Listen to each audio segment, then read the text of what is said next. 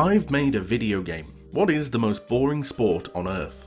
No, you're wrong, it's golf. Unless you said golf and then you're correct, well done. But can we make golf somehow less boring? Well, let's talk game design. This is a game jam devlog about the third Blackthornprod jam hosted by, Blackthornprod. You might know them from their Steam release Catching Fire, which is currently the only review I've ever done on this channel. For anyone who doesn't know, a game jam is a timed event where entrants make a game around a specific theme. The theme for this jam was less is more. With a theme like that, golf is the only obvious choice. Golf is, as we know, a very boring game. It's so boring that if you want to be famous and recognised while playing it, you have to either name yourself after a big cat or be orange. It's so boring, in fact, that the way that you succeed at playing golf is to play as little of it as possible. Less is, of course, more. So how do we go about making golf interesting and exciting? That's easy.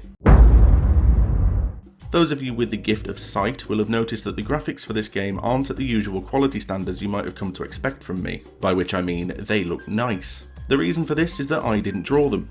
Allow me to introduce Jay.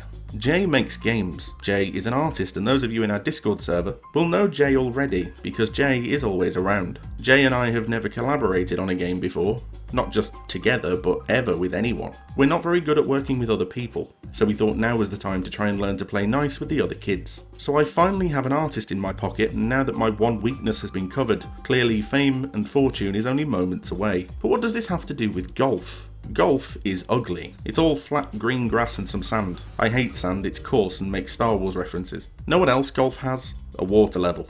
Nobody likes water levels. So making it pretty is important, but that's not enough, because we still need to address the part where you walk around with a worrying array of metal sticks, doing as little hitting things as possible, which leads us to... as we all know, physics make me go yes. So let's get rid of the human element and the sticks and just have some physics instead. Physics puts the game slightly more in line with the only acceptable form of the sport, crazy golf. Because now we're not talking fairways and bunker traps, we're talking windmills and, if we're lucky, maybe a dinosaur. We're talking hitting ridiculous things, we're talking physics. I took my inspiration from a lot of the golden era of Flash games when everything was physics, just hurling sprites around with simulated gravity because it was fun. And if we were doing it because it was fun, then adding that to golf will also make golf fun, right? And that's it. No deeper meaning, no teachable moments. This is a really short video. So I guess like the video if you like the video, and subscribe to see more videos like this one while I go and submit my golf game. The problem with going with such an obviously brilliant idea as golf is that it is, as I might have mentioned, obvious. As I was halfway through development, I happened to check another game developer's channel, Xander Wood, and wouldn't you know it, he made a golf game. So I checked the submissions and did some research into the other entrants, and wouldn't you know it, there's a good chunk of golf games.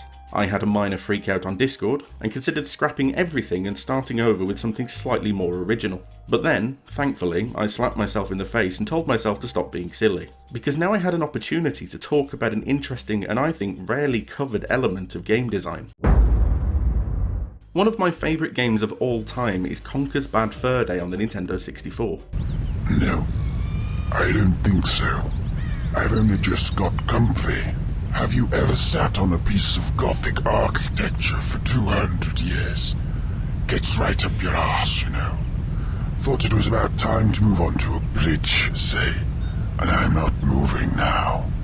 Isn't it a little bit early in the day to start talking about Gothic architecture? It's a really, really standard, average, and often janky and sometimes outright bad 3D platformer. So why do I like it so much? Conker's Bad Fur Day is all about its identity and its contextual wrapper. Yes, at its core, it's another 3D platformer on the Nintendo 64, but that's not what it's about. What it's about is movie references, juvenile humour, and, I hate this phrase, I'm so sorry, subverting your expectations. Bad Fur Day was made by Rare, who you might know as the developers of Banjo-Kazooie, the only game of the era to come close to being on the same level as Super Mario 64. I'm sorry, Spyro fans, it was never close, get over it. Banjo-Kazooie was a heartfelt, colourful cartoon world with occasionally sarcastic dialogue and set the template for the 3D collectathon subgenre. It was also lovely and very kid-friendly. Now, having made that and its sequel, Rare were in the perfect position to flip all of that on its head, to capture the late 90s, early millennium attitude of the era, of the Attitude Era. Stone Cold Stunners, South Park, Fred Durst. It was a weird time, but I, at 14 years old, was the target audience. Into this came Conker's Bad Fur Day, full of profanity, stupid jokes and references to movies that I'd seen and liked. And what this meant was that what would have been a standard forgettable 3D platformer was elevated to something memorable and entertaining, entirely thanks to its identity and the context it wrapped itself in. As a side note, you might see people ask Microsoft to bring back Conker. Let me just kill that for you now. You don't want Conker to come back. You might think you do, but you don't. It wouldn't work. Times have changed and Conker sadly doesn't fit anymore. It's okay. Let it go. Now you might be thinking, alright Zane, that was a lovely and slightly sad window into your adolescent years, but I don't think you have a point here. I think it's just nostalgia for 2001, and I think you need to acknowledge that you're the only person who still listens to Limp Bizkit. And you'd be wrong. I know for a fact that Matt McMuscle still reps Fred Durst, but that's not the point.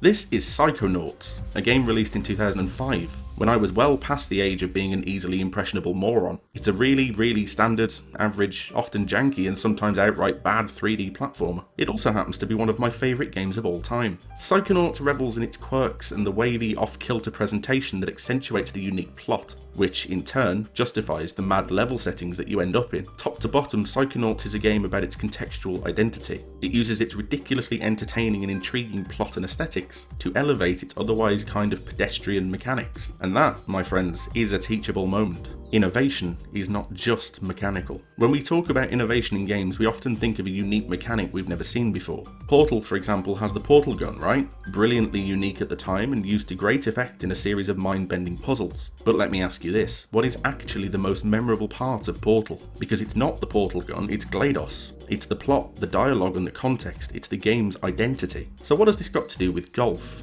Well, if you've seen my video reviewing some of my old games, you'll know that one of the recurring features I used was audio narration or voice acting, usually recorded at the last minute because I'd forgotten to add any audio at all and the game jam deadline was half an hour away. Now, I consider myself a pretty okay writer. I wrote the script for this video, for example, and you're currently rolling on the ground laughing, while simultaneously nodding sagely at all the brilliant knowledge you've absorbed from my genius. Dear God, please like and subscribe. So I decided to take the basic gameplay and wrap it in a new context. And that leads us to the title, A Brief History of Golf. The easiest way to provide that context is through audio, and the best way to make that make sense is as a kind of guided tour cassette tape that you might find in a museum. Now remember, we wanted to make golf fun, so it needed to be funny, because you can't spell funny without fun. Golf is one of the most popular games in the world, with more than 9 people worldwide who consider themselves golfists. I'm not going to play the whole thing because it's about 6 minutes long, but the game is entirely playable in your browser, so what I suggest you do is go play it and then judge for yourself whether I managed to hit the funny goal, and whether the contextual wrapper elevated the basic gameplay. What I wanted from this was to create something slightly more than a physics-based golf game, and I think between us, Jay and I succeeded. But you tell me. Like this video if you liked this video, and subscribe to see more videos like the one you just liked. Also come by our Discord server and hang out with cool kids like me and Jay as we talk about Limp Bizkit, and I'll see you the next time I'm thinking, hey, let's talk game design.